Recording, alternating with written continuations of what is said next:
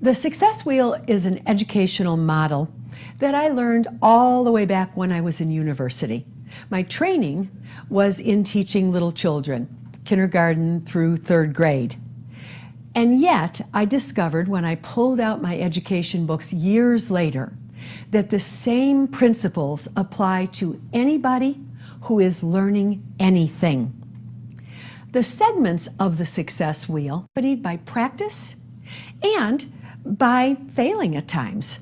If you're learning to ride a bike and you're on rocky terrain, until you're really expert at it, some of the rocks are going to throw you, perhaps even make you fall off of the bike.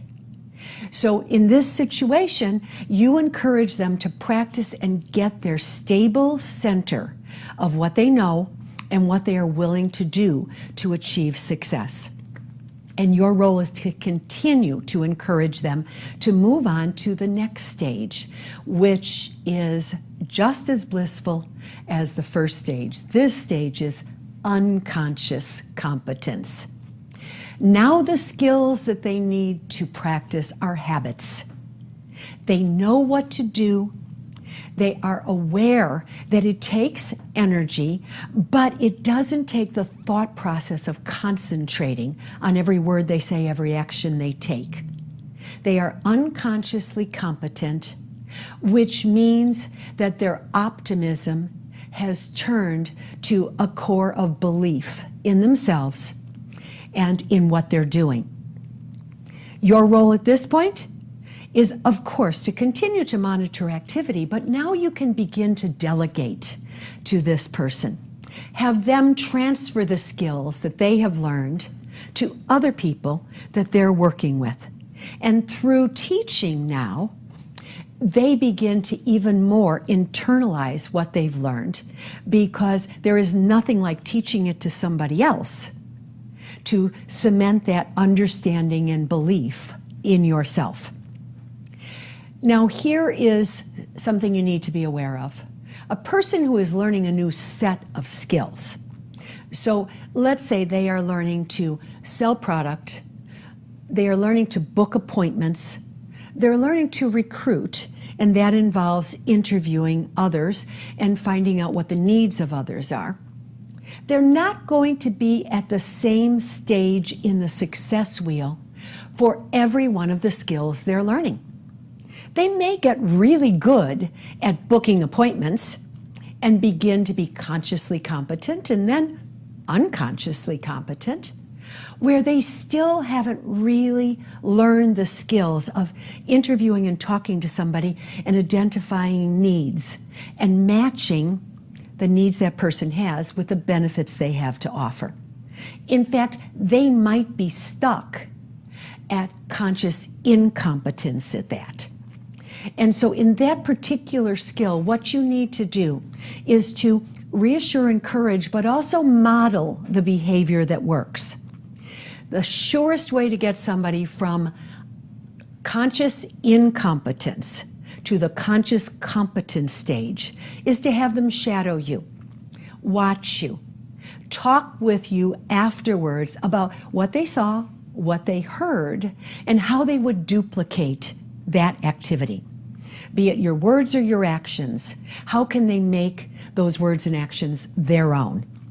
Because as soon as they have shadowed you, watched you, model enough, they will be able to make that skill their own, with tweaks, of course, for their own personality, but they'll be able to practice at the conscious competence stage. Remember two things.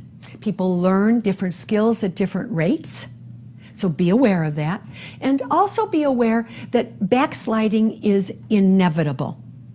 If somebody has gotten very skillful at something and they stop practicing it, they will backslide and believe either that it was an accident that they ever knew how to do it in the first place, or forget exactly what they did that yielded the success that they got. So that's why it's your role to encourage constant and habitual practice. When something is a habit, you do it without thinking about it. You do it because it comes from your heart and your soul. The brain doesn't have to be as engaged because whatever it is you're doing is already a part of your being. And if you stop doing something for a while, you can lose that sense of connection to whatever it was. I always use the example of cooking. If you cook regularly, you do it without thinking.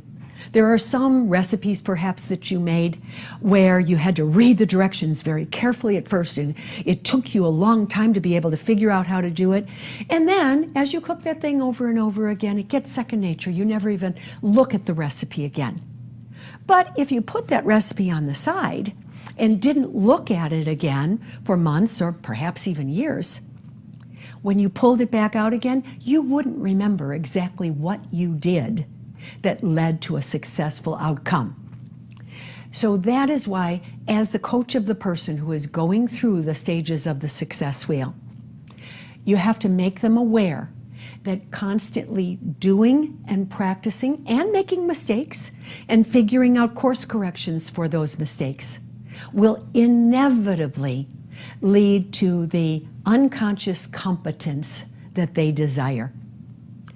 I hope that as you think about the success wheel in your own life, you'll think about personal examples of things that you didn't know how to do, that you were unconsciously incompetent about, and think, how did you move in those areas to conscious incompetence, then conscious competence, and then unconscious competence? Think how you did it. Think of the strategies you used, the activities that you used, and the practice that it took. And then you can share from your own experience with somebody else that is learning the same skill, what you did, how you did it, and you can model that behavior for them. Remember the success wheel in every area of your life. It is how people learn.